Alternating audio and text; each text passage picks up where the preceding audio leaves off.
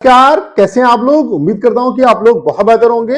जैसा कि आपको पता है कि एसएससी सीजीएल 2025 की एग्जाम डेट आपकी आउट हो चुकी है, लेकिन एग्जाम डेट के आउट होने के साथ साथ यहाँ पे रायता भी जो है वो फैलना स्टार्ट हो गया। जैसे आपको पता है कि अभी लगातार जब से एसएससी ने नई एजेंसी को हायर किया है, जैसे फेज 13 का एग्जाम करा, स्टेनो का एग्जाम करा, तो यहाँ पे एडमिट कार्ड, एग्जाम सिटी, इनसे रिलेटेड ढेर सारी प्रॉब्लम यहाँ पे देखने को मिली। तो एग्जाम सिटी जो स्टेटस है उसके रिगार्डिंग प्रॉब्लम यहां पर भी रिजॉल्व होती नहीं दिख रही है। ढेर सारे बच्चों को यहां पे प्रॉब्लम हो रही है। तो क्या कुछ प्रॉब्लम हो रही है उस पर बात करेंगे। उसके अलावा एसएससी ने आज एक और आपको अपडेट दी है कि उन्होंने जितनी भी डेट्स में आपका एग्जाम है उन सभी का एग्जाम जो स्टेटस है वो आपका आउट कर दिया। उसके अलावा यहाँ पे एक और प्रॉब्लम यह है कि यहाँ पे आपको पता है कि कई एरियाज ऐसे हैं इंडिया में जो कि अभी फ्लड की सिचुएशन में है। ठीक है, तो ये भी बहुत बड़ा चैलेंजिंग इशू है। ठीक है, कि इन बच्चों के साथ क्या होगा। उसके अलावा कोर्ट केस के रिगार्डिंग अपडेट है कि जो आपकी हियरिंग है वो टाइम से पहले हो सकती है, तो उस पर भी बात करेंगे। उसके अलावा यहाँ पे ढेर सारे जो एग्जाम है वो कोलैप्स भी कर रहे हैं। तो कई चैलेंजेस हैं यहाँ पे। एग्जाम डेट तो इन्होंने हालांकि आउट कर दी, लेकिन कई चैलेंजेस है यहाँ पे एसएससी के सामने कि इतने जो चैलेंजेस हैं उनको किस तरीके से ये काउंटर करेंगे। तो आपको पता है कि यहाँ पे आप देख सकते हैं कि जो आपकी एग्जाम डेट है वो फाइनली आउट हो चुकी है, और ये इसके बारे में आपको पहले से पता चल चुका होगा। 12 तारीख से लेकर के आपका 26 तारीख तक एग्जाम आपका होने वाला है। अभी पहले क्या था कि इन्होंने 12 और 13 को जिनका एग्जाम था उनका एग्जाम सिटी दिखा दिया था, लेकिन आज ये अपडेट आया है कि इन्होंने जितनी भी डेट्स हैं इन सबका एग्जाम सिटी दिखा दिया। लेकिन यहाँ पे सबसे बड़ी प्रॉब्लम जो स्टूडेंट के साथ हो रही है वो ये हो रही है कि जो एग्जाम सिटी, जैसे अभी मैं आपको लाइव एग्जाम्पल के साथ दिखा रहा हूँ। जैसे आप देख सकते हैं एक बच्चा है, इसका यहाँ पे 4 बजे एग्जाम है, 12 तारीख को एग्जाम है, थर्ड शिफ्ट में एग्जाम है, और इसका पहले जो सेंटर था वो सीकर दिया इसको। ठीक है, और फिर उसके बाद आप देख रहे हैं जब इसने दूसरे दिन चेक किया तो आप देख रहे हैं कि आप इसका जो एग्जाम है 12 तारीख को ही है, थर्ड शिफ्ट में है, लेकिन अलवर कर दिया। यानी कि पहले इसके घर से जो सेंटर था वो 100 किलोमीटर की दूरी पे था, अब जो है वो 300 किलोमीटर की दूरी पर है। तो ये बहुत ज्यादा डिस्टेंस नहीं है। अगर 300 किलोमीटर या 200 किलोमीटर की डिस्टेंस में दे रहे हैं तो ये बड़ा इशू नहीं, लेकिन ये बड़ा इशू है कि भाई आप इस तरीके से अगर चेंजेस करोगे, और स्टेनो में भी ये प्रॉब्लम थी, सिलेक्शन पोस्ट का जो एग्जाम कराया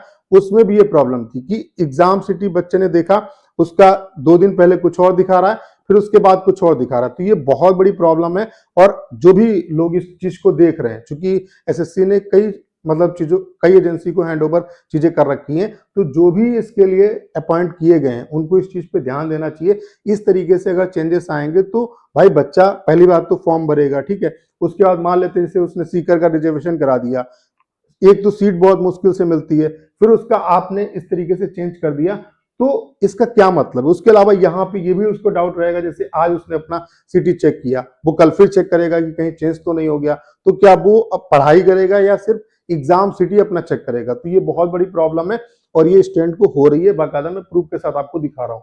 तो ये एक बहुत बड़ा इशू है और इसको एसएससी को रिजॉल्व करना चाहिए। ठीक है, उसके अलावा यहाँ पे दूसरा जो इशू है वो क्या है कि आपको पता है कि एग्जाम तो इन्होंने डेट दे दी है, लेकिन इसी के साथ साथ कई जो एग्जाम है वो कोलैप्स हो रहे हैं। आपको पता है कि कॉमन कैंडिडेट होते हैं वही बच्चे सीजीएल की भी प्रिपरेशन करते हैं, सीएचएसएल की भी करते हैं, एमटीएस की भी करते हैं, स्टेट लेवल के एग्जाम भरते हैं, सेंट्रल लेवल की कोई वैकेंसी आई जैसे कि आईबीएससीआईओ की आई है, उसके अलावा सिक्योरिटी असिस्टेंट की वैकेंसी आई है, या सीडीएस है, यूपीएससी है, पीसीएस है, इन सब में बच्चे फॉर्म डालते हैं। तो यहाँ पे आप देख रहे हैं कि कई जो एग्जाम है उनकी डेट्स कोलैप्स हो रही हैं। जैसे कि यूपीएससी का सीडीएस जो एग्जाम है वो 14 सितंबर को है, फिर आईसीजी असिस्टेंट कमांडेंट का जो एग्जाम है वो 18 सितंबर को है, एसबीआई क्लर्क प्री का एग्जाम 20, 21 और 27, 28 सितंबर को है, एसबीआई पीओ मेंस का एग्जाम 13 सितंबर को है, उसके अलावा एनआईएसीएल एओ प्री का जो एग्जाम है वो 14 सितंबर को है, UK PCS lower PCS mains का जो एग्जाम है वो 13-14 सितंबर को है,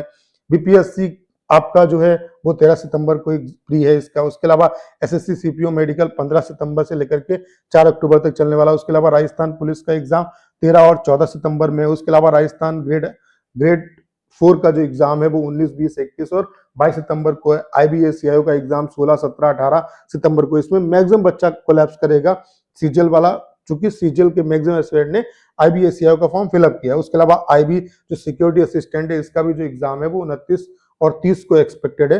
तो ये इतने एग्जाम जो है वो कोलैप्स हो रहे हैं।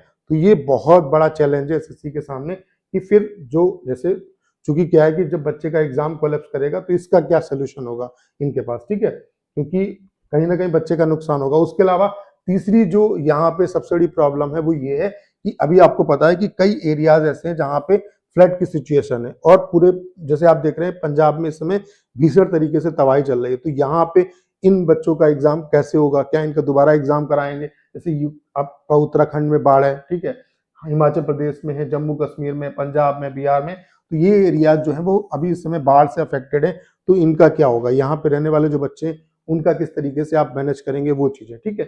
बाकी आपको पता है कि पीआईएल आपकी सुप्रीम कोर्ट में पड़ी है, इसकी जो कंप्यूटर जनरेटेड जो डेट है वो आपकी 28/10/2025 है, लेकिन ये कंप्यूटर जनरेटेड आपकी डेट है और मतलब ये आप मान के चलिए आपके लिए अच्छी अपडेट है।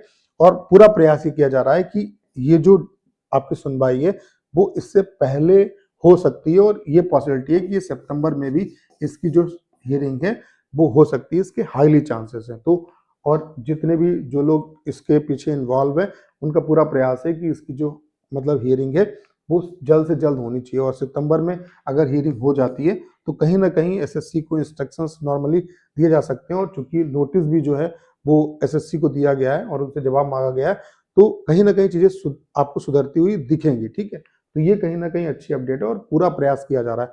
बस पॉजिटिविटी जो है बनाए रखिए, चीजें बहुत बेटर जरूर होंगी। तो उम्मीद करता हूँ सारी जानकारी आप बहुत अच्छे तरीके से समझ पाए होंगे। करना क्या है, इस वीडियो को शेयर करना है। उसके अलावा अगर आप चैनल पर नए और आपने अभी तक इसे सब्सक्राइब नहीं किया है तो प्लीज चैनल को सब्सक्राइब करना मत भूलिएगा।